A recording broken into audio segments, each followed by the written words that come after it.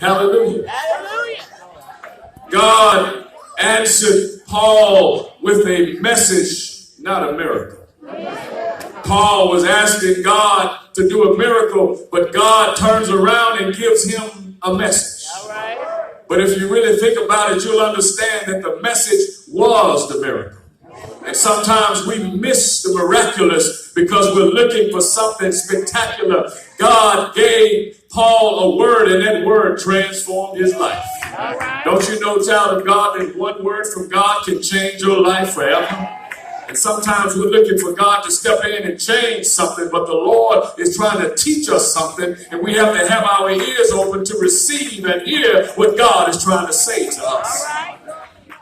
The message that God gave the Apostle Paul is, my grace is sufficient. Amen. In the midst of every challenge that we go through in life, we need to understand that God's grace is sufficient.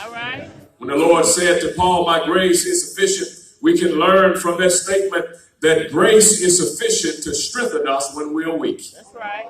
I know I'm right about it because in verse 10, the Bible says, Paul said, for when I am weak, then I am strong. He did not say, if I'm weak, then I'm strong. He says, when. Confirming that we are weak creatures. We are weak because we are clay vessels. We may appear to have it all together, but we are clay vessels. We are chipped. We are cracked. We are prone to break at any moment. There's a weakness in all of us that cries out with the Apostle Paul when he said, the things that I want to do, I don't do. And the things I don't want to do, that's what I end up doing. There's a weakness in all of us that testifies with David the psalmist when he said, behold, I was born in sin, and in sin did my mother conceive me. There's a weakness in all of us that justifies John Calvin when he concluded that we are totally depraved.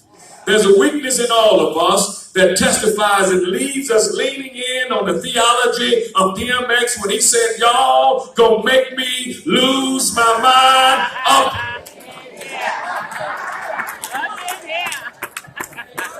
But I thank God that even though we are weak, God's grace